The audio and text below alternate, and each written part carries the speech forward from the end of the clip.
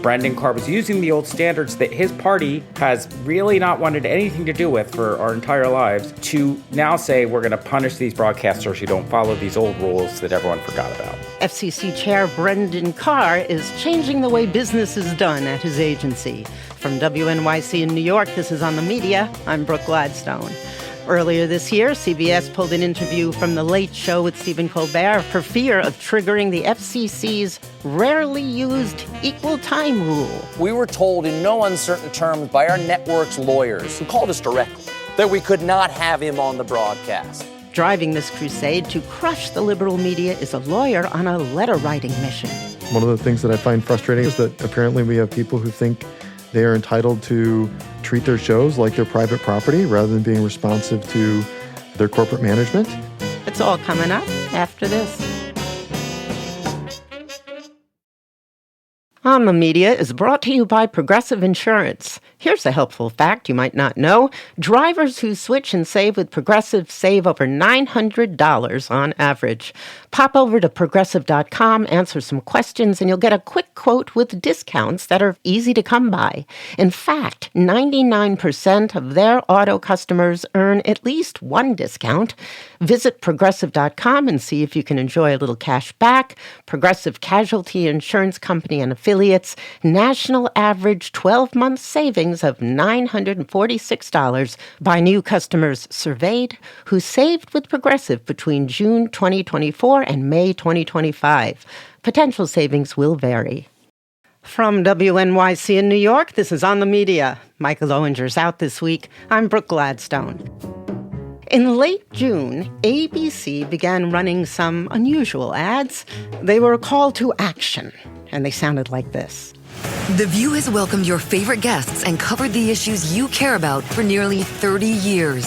Now, the FCC wants to control who is allowed to appear on the show. Viewers, use your voice. Scan this QR code. You have until July 6th. And this. Channel 7 has proudly served you for more than 75 years. Every day, we commit to inform, entertain, and serve you. Now, the FCC is questioning our commitment to the community. Show your support for WABC TV. The FCC has reportedly been inundated with tens of thousands of comments as a result of these ads from audiences who don't want the government meddling in their favorite shows. Where Paramount capitulated when it felt the heat, ABC is doubling down against the multiple investigations launched at it by the FCC. One is the probe into Disney ABC's policies around diversity, equity, and inclusion. Another is about which shows get exempt from an old FCC rule called the Equal Time Rule. That one was invoked when Stephen Colbert had Texas Democrat James Tallarico on his show. At the time, Tallarico was in a competitive primary race, and CBS pulled the episode off the air reportedly in fear of the Equal Time Rule being invoked. According to the traditional interpretation of the rule, candidates running for office would not have to appear in the same hour, and they themselves would have to request it. But again, the rule hasn't been applied to late-night talk shows for decades. Anyway, this is all academic. It's not about the law per se. It's about entertainment shows getting their politics wrong. Fueled by the president's primal scream against the skeptics and the jokesters and the losers, it's a power play executed by the FCC and a few deeply motivated conservative lawyers. You'll hear a conversation with one later in the hour who claim that late-night shows like Jimmy Kimmel Live and daytime shows like The View are not serving the public interest. They are too one-sided, too liberal, and that's got to be fixed. Not through the courts, where they would confront the First Amendment, but by the FCC enforcing the Equal Time Rule and the public interest standard in ways not applied in decades. And it's kind of working, because the FCC can threaten to yank the licenses of broadcast stations, and that's bad for business, and these days, few have the stomach for a fight, even if they could win. You remember when Charlie Kirk was assassinated in September? Late-night host Jimmy Kimmel said, "We hit some new lows over the weekend with the MAGA gang desperately trying to characterize this kid who murdered Charlie Kirk as anything other than one of them and doing everything they can to score political points from. And in between the finger points, The comment was clipped and posted on X by a right-leaning media watchdog group, and online outrage ensued. Then FCC Chairman Brendan Carr, on a right-wing podcast, aired his determination to crush Kimmel. Frankly, when you see stuff like this, I mean, look, we can do this the easy way or the hard way. These companies can find ways to change conduct, to take action, frankly, on Kimmel, or, there's going to be additional work for the FCC ahead. The easy way or the hard way? ABC chose the first option, pulling Kimmel off the air indefinitely, but it wasn't so easy after all. After public outcry, even street protests, Kimmel's suspension ultimately only lasted about a week. In February, I spoke to New York Times writer-at-large Jim Rutenberg, who's working on a book about the ideological battle over our airwaves. I asked, is this a long game? Is it an all-out war? And if so, against TV or all media? Well, I would say yes, it's a long war. It happens to have been going on for decades now. It has a lot ahead of it still.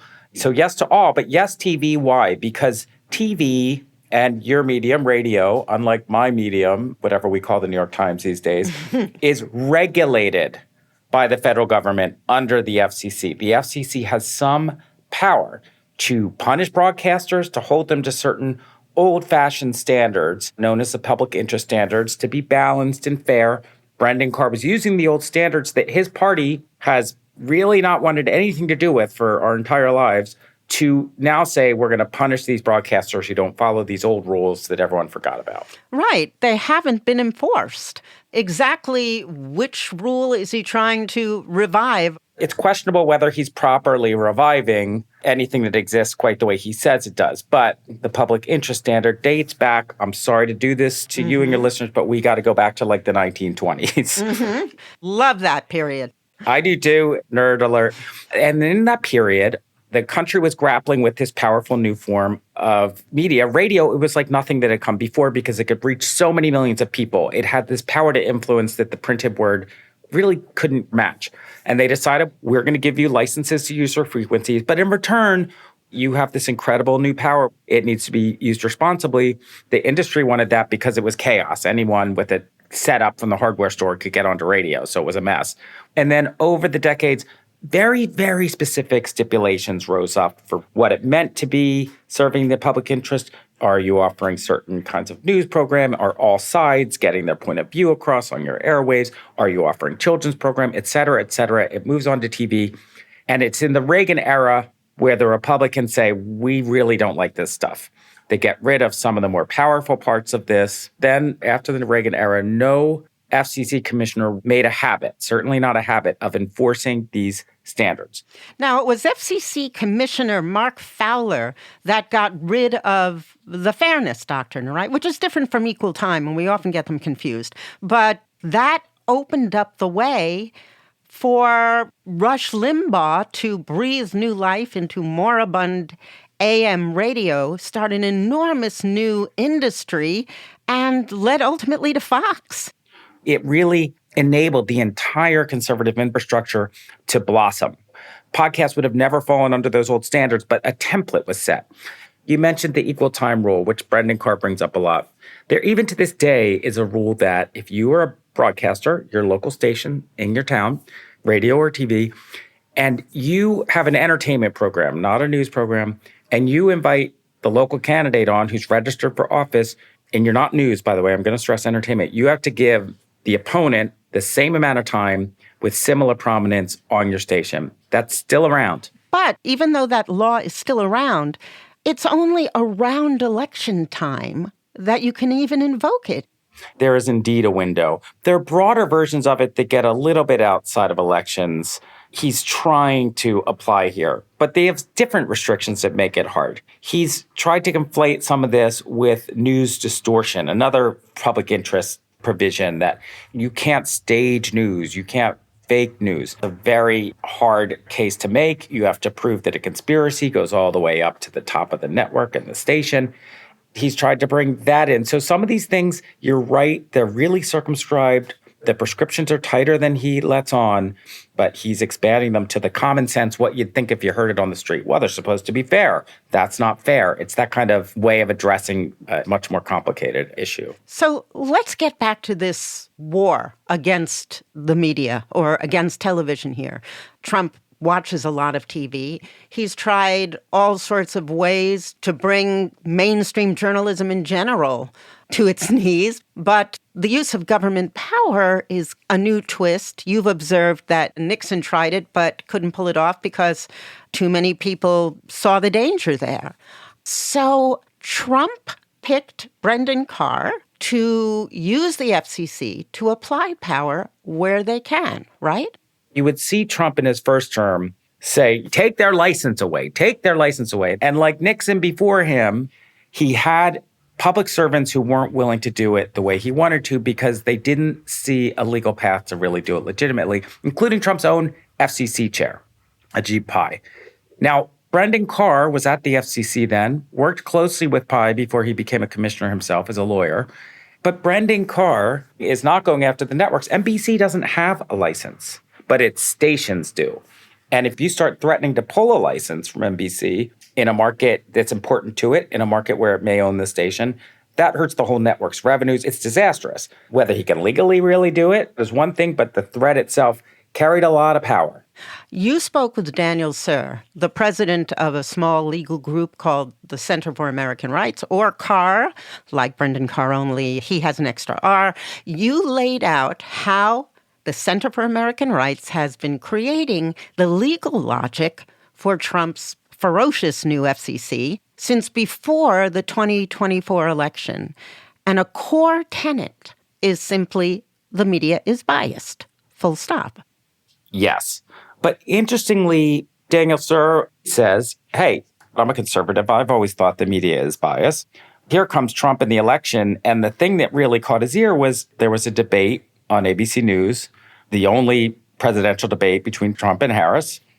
The ABC fact checkers interrupted Trump a few times. He made some pretty wild allegations and statements. In Springfield, they're eating the dogs, the people that came in. They're eating the cats. They're eating the pets of the people that live there.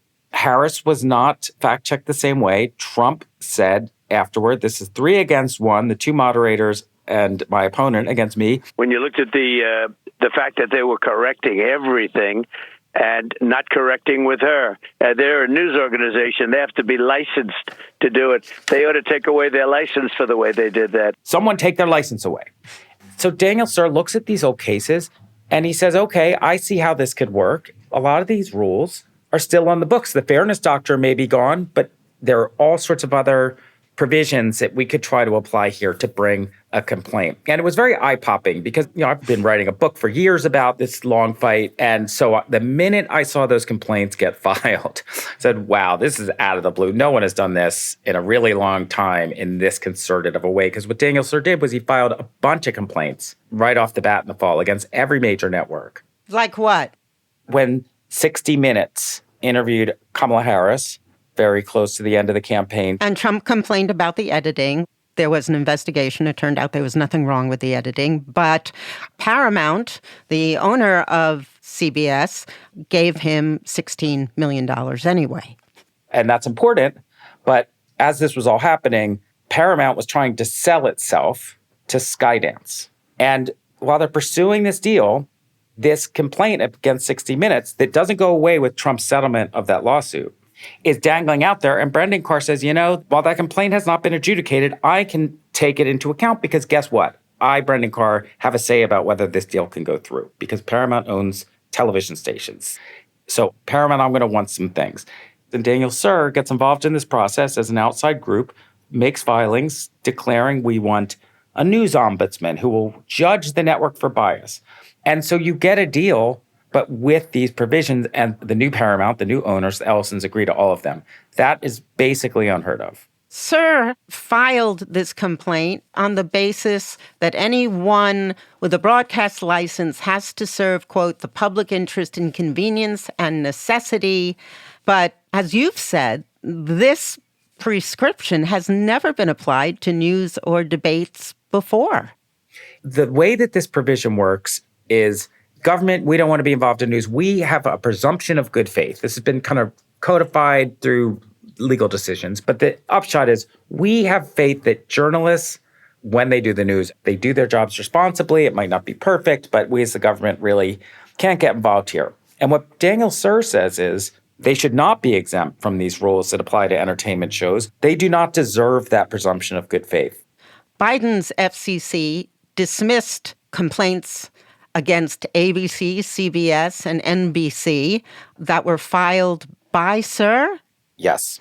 And there was also a complaint against Fox. The FCC dismissed them as having no merit. Brendan Carr undismissed them, except, of course, the one against Fox.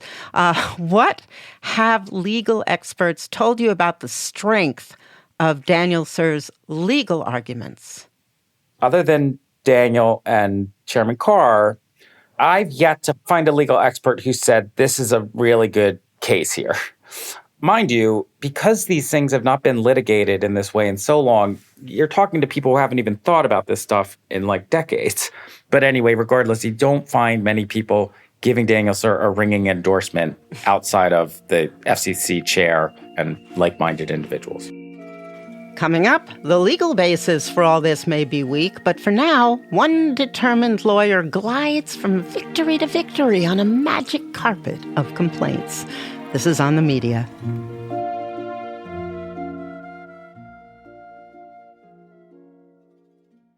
On the Media is supported by Dell. Back to school starts now. Get long-lasting battery life on the Dell XPS laptop powered by Series 3 Intel Core so you can work from anywhere. Now starting at $699 with exclusive student pricing starting at $599. And it's lightweight, portable, and packed with enough processing power to make multitasking a breeze. So say goodbye to distractions and hello to more free time because you finished your work faster. Complete your setup with savings on select monitors and more must-have electronics and accessories, limited time deals and free shipping on PCs and more await you at Dell.com/deals. That's Dell.com/deals.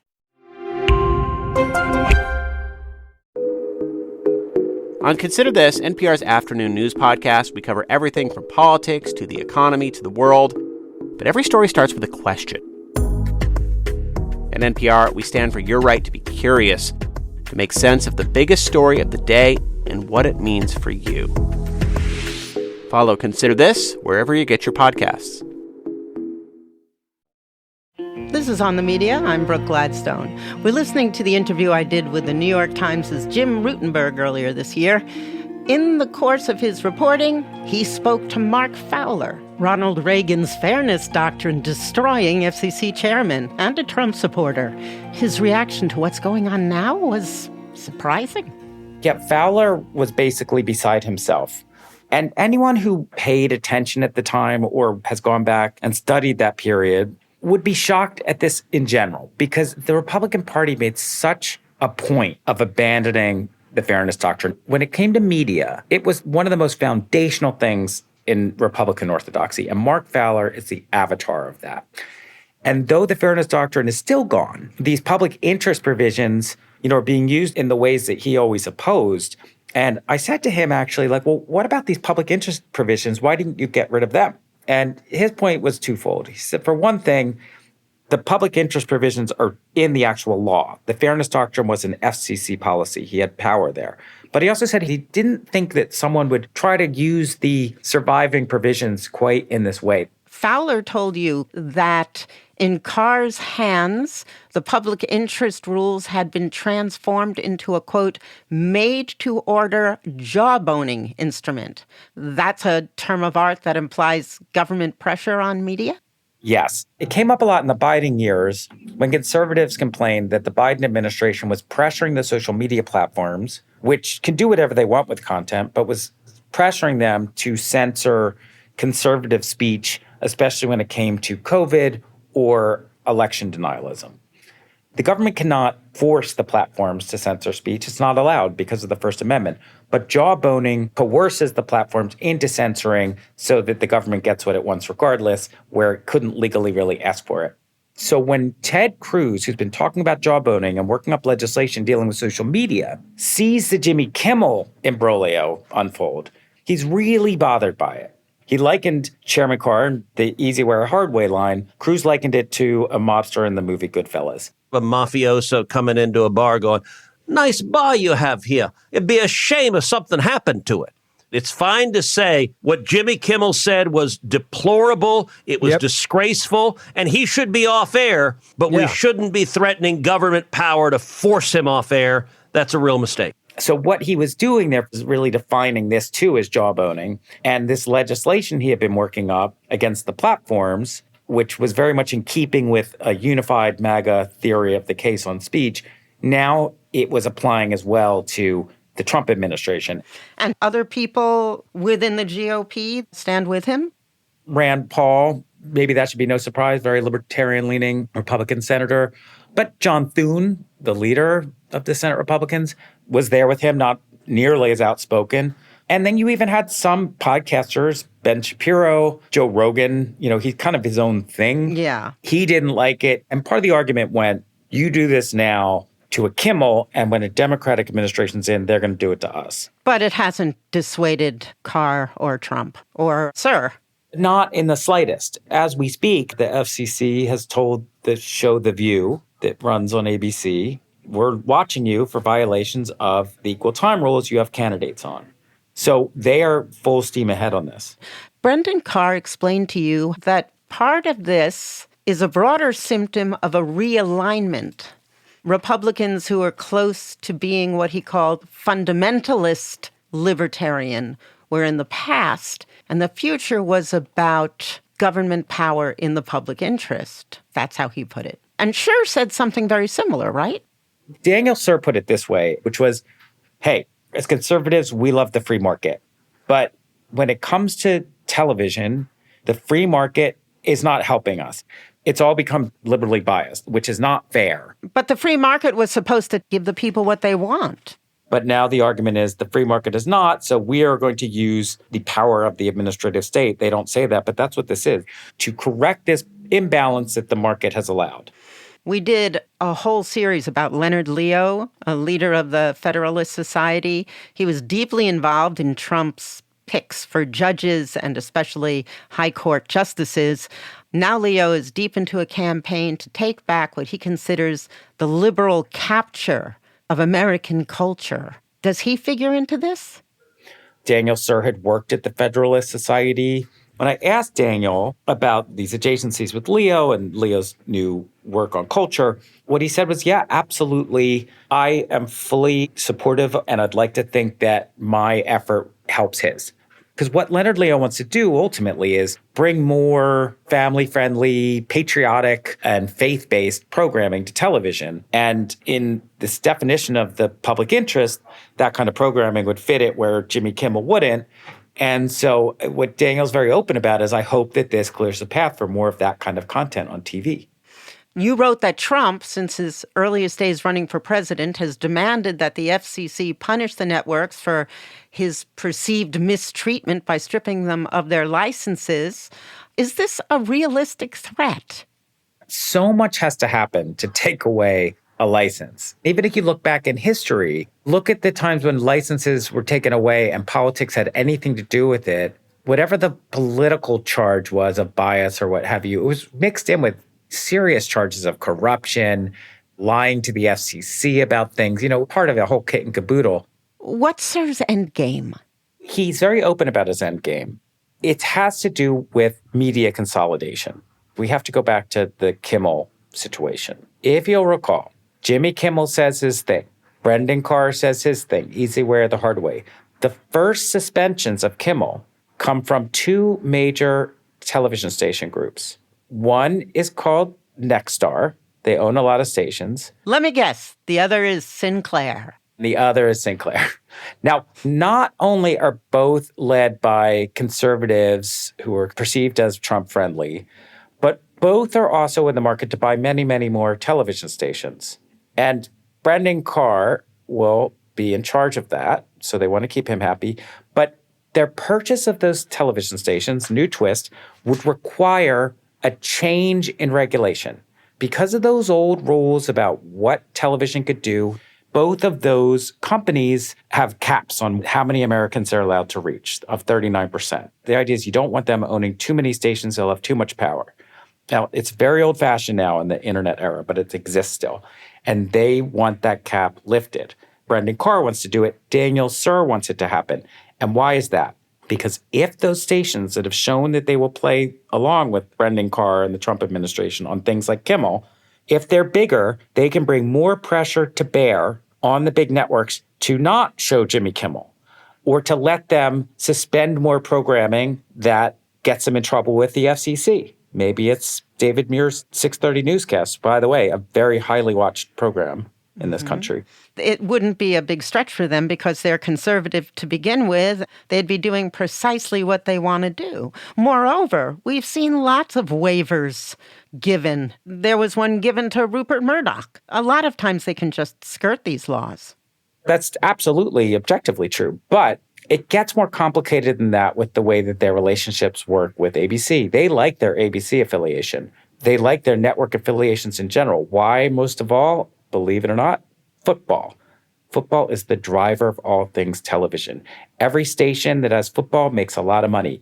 Sinclair can't afford right now football on its own. It needs the network for it. And Nexstar can't either? Nobody can except for the networks and the streamers. So what the networks can say to a Nexstar or a Sinclair is, hey, you want football? Well, then you can't preempt these shows, because if you preempt too many of these shows, we're losing money on those shows in your market. Now we can't afford football. You don't get football. We all go down the tubes. That's the argument. So while all of this can happen without the FCC is inserting itself now in these negotiations, and they give Sinclair and Nexstar a little more heft. Hey, the FCC is going to make us do this now. We got to do what the FCC wants. And again, Brendan Carr, he'll say, we think there's an imbalance in these negotiations between the networks and the station groups. We want the station groups, our people, doesn't quite say that, but sometimes he does in different ways. We want our people to have more heft in these negotiations to do what we want them to do. And as you can see, so much rides on this. And Daniel Suhr said to me about this, I'd love a day when maybe Sinclair and Nexstar, they're their own mini networks, and they show the Leonard Leo family-friendly patriotic programming that I think Red State America is deprived of by these networks. So what's at stake here? I think a lot's at stake, because if you think that broadcast television still has some sway in this country, and I think it does, then you have a government effort to change that for ideological reasons, and that could change the business. I don't know if Brendan Carr gets what he wants at the end of the day. I don't know that Daniel Suhr gets his Leonard Leo-looking television at the end of the day. But what the networks say is that all of this could sort of break their business models. It's just a very precarious time for still one of the most important forms of media in this country. What does it mean for the viewers and listeners? It might mean that their favorite hosts or their most hated hosts could end up not being on the air, but for reasons that have to do with what the government wants. Thanks very much, Jim. Thank you so much for having me. Jim Rutenberg is writer-at-large for the New York Times.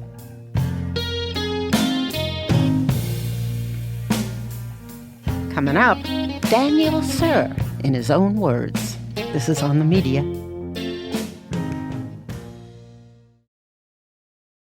On the Media is supported by Dell. Back to school starts now. Get long-lasting battery life on the Dell XPS laptop powered by Series 3 Intel Core so you can work from anywhere. Now starting at $699 with exclusive student pricing starting at $599. And it's lightweight, portable, and packed with enough processing power to make multitasking a breeze. So say goodbye to distractions and hello to more free time because you finished your work faster. Complete your setup with savings on select monitors and more must-have electronics and accessories, limited time deals and free shipping on PCs and more await you at Dell.com/deals. That's Dell.com/deals.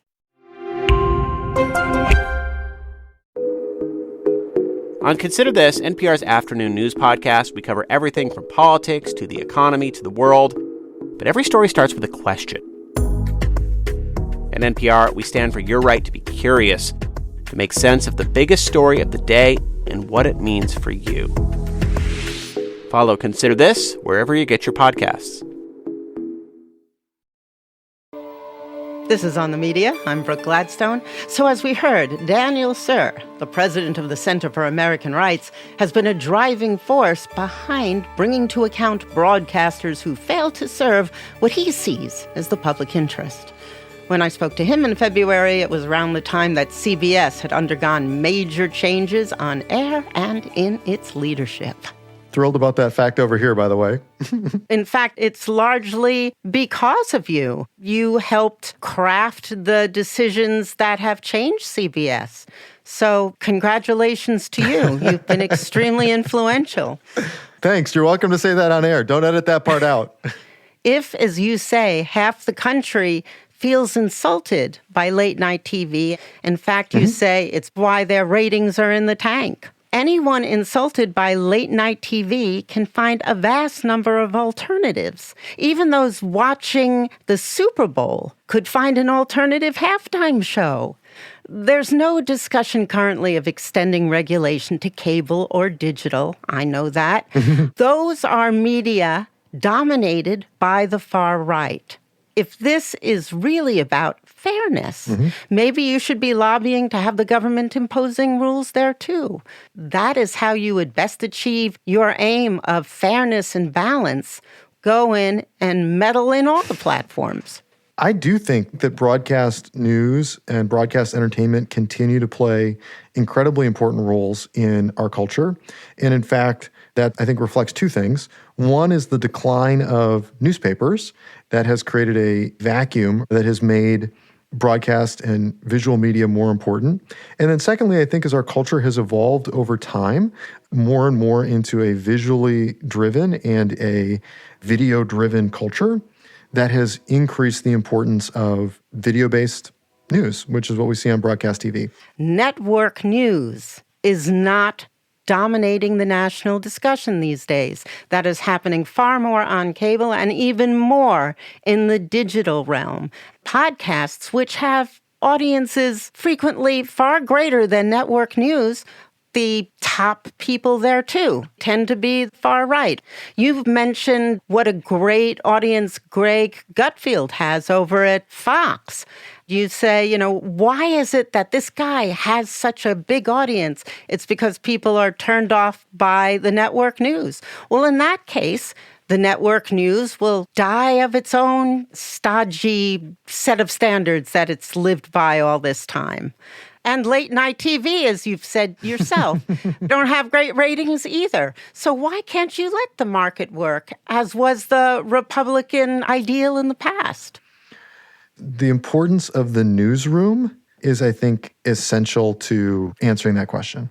If you look at cable and podcasts and streaming, it's all commentary on the news. And frankly, even the AM radio band is largely commentary on the news. But the hard reporting, journalists on the beat in Capitol Hill, in local communities, in state capitals, it is broadcast television that has the newsroom resources to have full-time, professional, trained journalists out on the ground reporting the news. And then the rest of our media ecosystem, whether that's social media or podcasts and streaming, and even to some extent cable, is really commenting on the hard news, and the hard news is mostly starting with what we see on broadcast. I think that's why it's so important. Back in 2019, Brendan Carr posted on X, should the government censor speech it doesn't like? Of course not. The FCC does not have a roving mandate to police speech in the name of the, quote, public interest. Then by November 2024, he's posting, broadcast licenses are not sacred cows. These media companies are required by law to operate in the public interest. If they don't, they're going to be held accountable as the Communications Act requires. Then there was his statement about Jimmy Kimmel. We can do this the easy way or the hard way. Would you call this jawboning? No, I would not call it jawboning. I think what Chairman Carr has said is very similar to what many previous FCC chairs have said from both parties. FCC chairs have always felt a responsibility to talk to the regulated community, here broadcasters, about what their responsibilities are under the law and the policy goals and views that the administration has. The best example of that is Newton Minow, who was JFK's chair, gave a sort of famous address where he said, TV is a vast wasteland, and you guys have to do better. You can't treat your broadcast licenses like sacred cows, right? Almost word for word what Chairman Carr has said. You sort of have to go back to the 60s to hear the last time that was said. He said back in 2019, the FCC does not have a roving mandate to police speech in the name of public interest. Policing speech seems to be what is going on right now. Respectfully disagree. Obviously, I've been, one who's filed some of the complaints that Chairman Carr has acted on in this regard. What he's done on equal time, I see as enforcing the law. You could look to the 90s, and many of the things that FCC chairs said at the time about indecency on TV, right? There was a real concern at the time about violence and sex on television. Frankly, that was bipartisan. Tipper Gore, right, out there. Right. We're talking about politics now, though. I feel like you are changing the subject. Let's stick with politics, because that's why people fear the government messing with the media. Yeah, don't get me wrong. I'm a conservative. I fear the government too, right? Not in this case, though. Well, what I have seen is Democrats, when they have been at the FCC, using the powers of the agency to achieve their goals. And now we have a Republican chair. Give me an example of that. Sure. Under the Biden FCC, under Chairwoman Rosenworcel, there was a complaint filed against a Fox affiliate in Philadelphia based on Fox News's coverage of the 2020 post-election election integrity stuff. And the chair kept that complaint open for well over a year and had public comment on it, which is the exact same thing that Chairman Carr has done with my complaint on CBS and 60 Minutes. So to the extent that one says my complaint and his response to it is jawboning, the former chair did the exact same thing to Fox, even though it dealt with material that was broadcast on cable, and then they were trying to back end through Fox's common ownership of a TV station. That was about promoting lies about the 2020 election, and it was ultimately dismissed. I'm just wondering about what seems to be a real changing stance in the philosophy of your group. Just a couple of years ago, Republicans claimed the mantle of being the party of free speech. This just feels like a total divergence from the long-term Republican opposition to the administrative state. Are you going to go toe-to-toe with the more libertarian Republicans who disagree with you? Yes, I do so in my Twitter comments every day.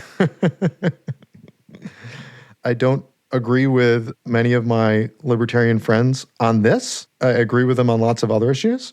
And I think it's important to remember that there are lots of components to the public interest. One of them is localism, and what some might characterize as speech police, I would say is reinvigorating the viewpoint diversity component of the public interest, which has always been there.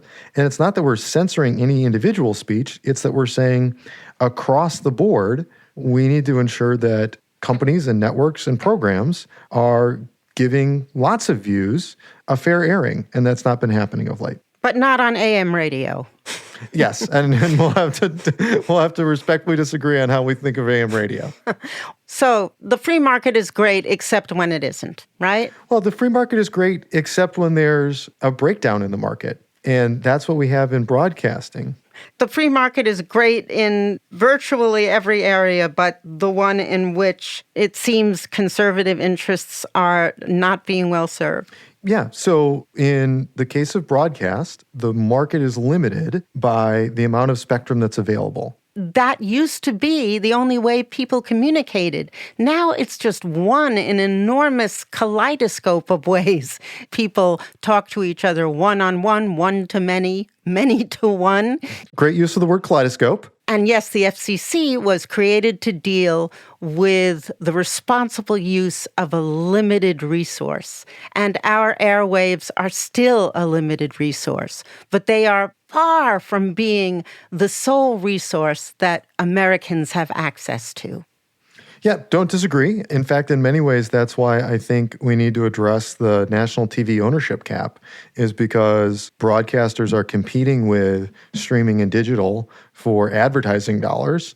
And though streaming and digital platforms don't have artificial limits that restrict how many households they can reach when they sell their advertising, broadcasters do.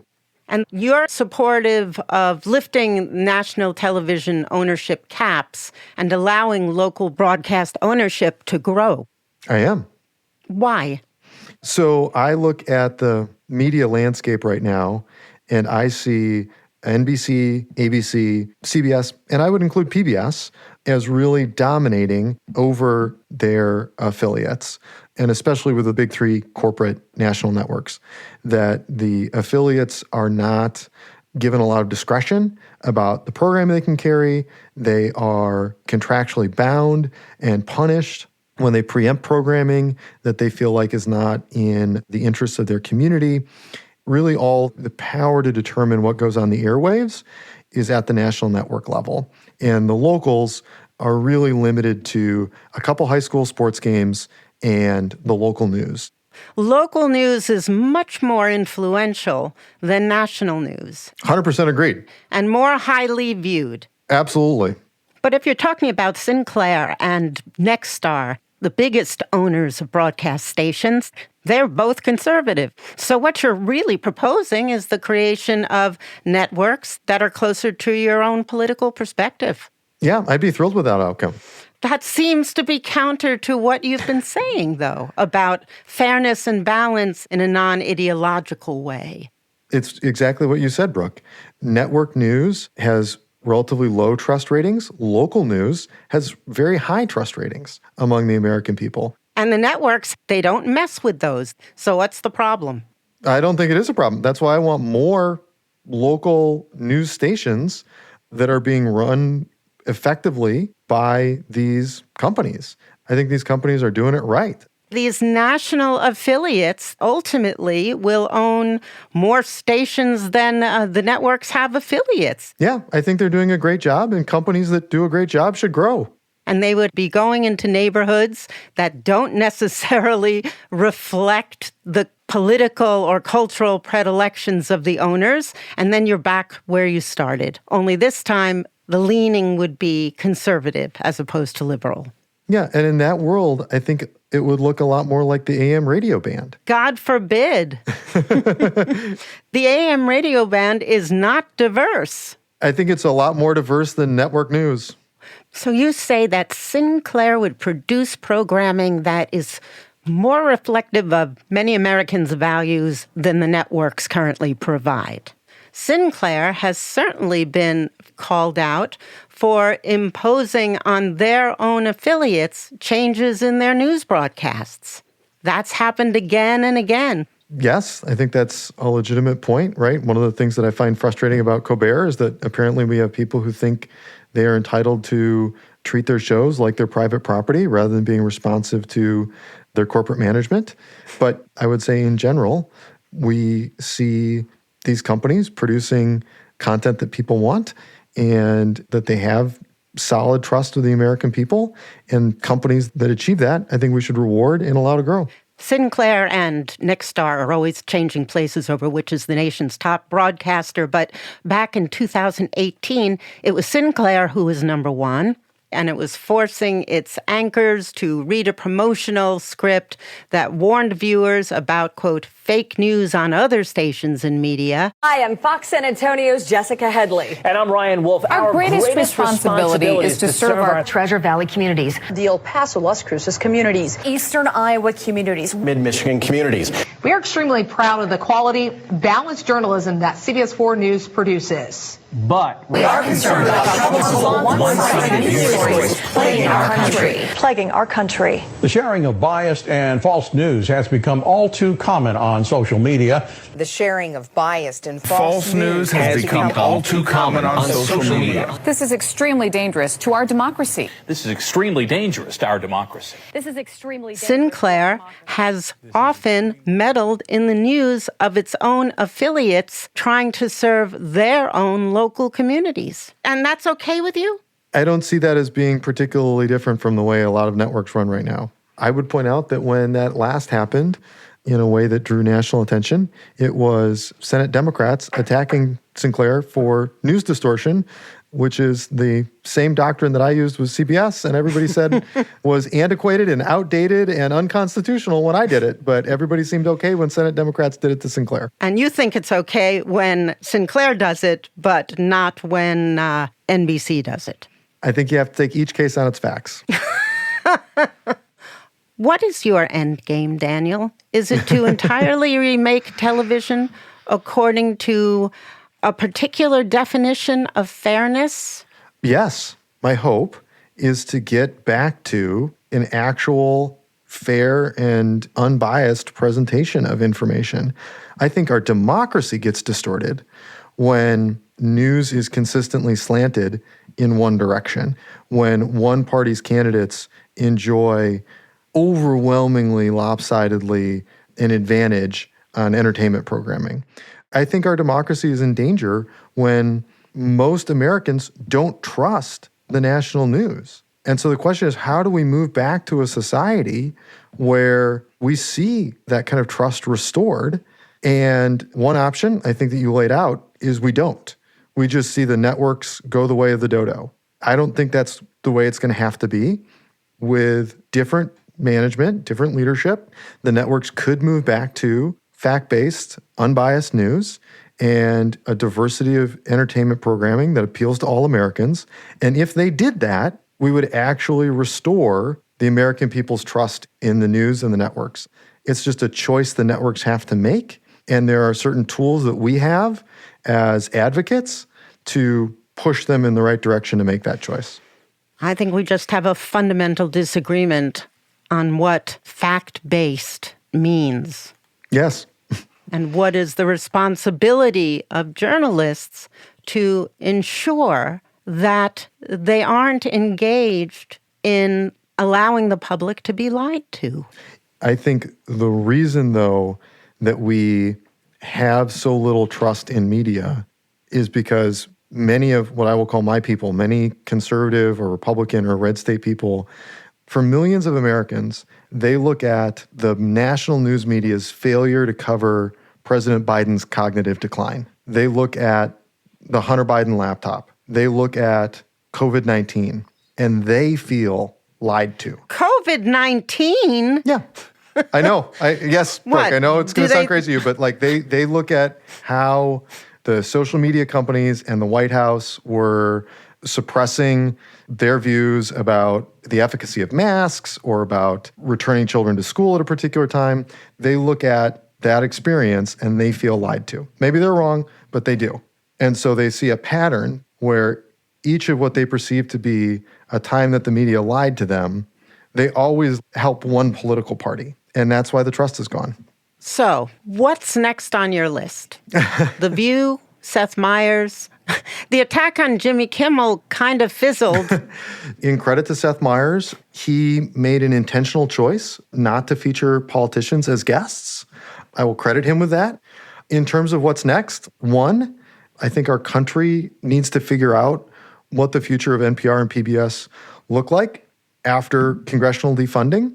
I think congressional defunding was a statement on the part of the American people's elected representatives that they feel like things are broken at NPR and PBS. I don't get the sense that the leadership at NPR and PBS have received that message and are taking it seriously. Will you be bringing complaints against them? Potentially, yes. I think one thing that's very true of public broadcasting is that it is often awash in DEI. What does DEI mean in this context? Hiring practices. Oh, hiring people to reflect the community. If you're using a quota, yes. But if there's no quota, I mean, if you want to have programs on that reflect what you think people want more of, maybe more religious programming, more patriotic programming, then why wouldn't a minority community have a right to have more correspondence reflect their views? Yeah, no, I'm totally okay with that. That's DEI in a nutshell. The kind of DEI that I'm concerned about is illegal DEI, which includes having either quotas in hiring, having race-based internships or fellowships or management track programs, mentoring programs, things like that. What is wrong with giving people who have been kept out of a system an opportunity to enter it?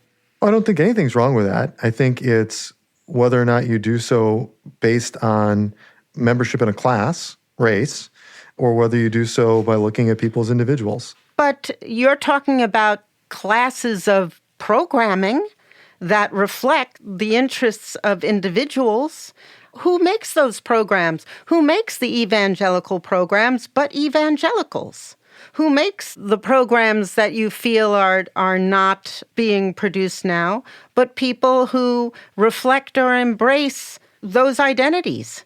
Yeah, fair point. And I think if we lived in a world in which all of that happened, I'd feel much more comfortable. That's what DEI is for. If DEI meant that evangelical people of faith or people from rural communities were getting special treatment for broadcasting on public radio, maybe we'd all feel differently about it. So you would feel differently about it, leaving quotas aside, if it were people other than the ones that have in the past been encouraged to enter a system from which they were excluded that weren't evangelical or rural. I'm against treating people differently based on race. If over the course of an interview with an individual, you find that they bring unique experiences, then go ahead and hire them. But don't hire them based on a box they check on a form. But when the government goes after DEI hires, they're not interested in the individual. They're just interested in their race. We've seen highly qualified Black and female people in the military just get summarily fired for no reason whatsoever, just because the assumption was they were hired because of DEI. I'm not a national security guy, so I don't feel qualified to comment on that. I would say, though, the U.S. Supreme Court spoke pretty clearly in the Students for Fair Admissions case versus Harvard. You can agree or disagree with the decision, but, it's the law now, and that's really what the administration has been trying to apply. And so we went off on a little bit of a detour, but... It's okay. It was a good detour. Just getting back to the question of who's next on the list. We're going to be in an election year, right? And so questions around equal time and around disclosure of conflicts of interest regarding candidates, like those are all going to be coming to the fore. They already have, obviously, with both Colbert and The View.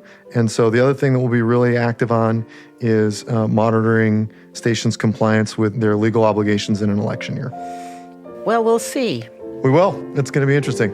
Thanks for the conversation. Thanks so much. Daniel Suhr is president of the Center for American Rights. And that's the show. On the Media is produced by Molly Rosen, Rebecca Clark Callender, and Candace Wong. Travis Mannon is our video producer. Our technical director is Jennifer Munson, with engineering from Jared Paul. Eloise Blondio is our senior producer, and our executive producer is Katya Rogers. On the Media is produced by WNYC. Micah Lowinger will be back next week. I'm Brooke Gladstone.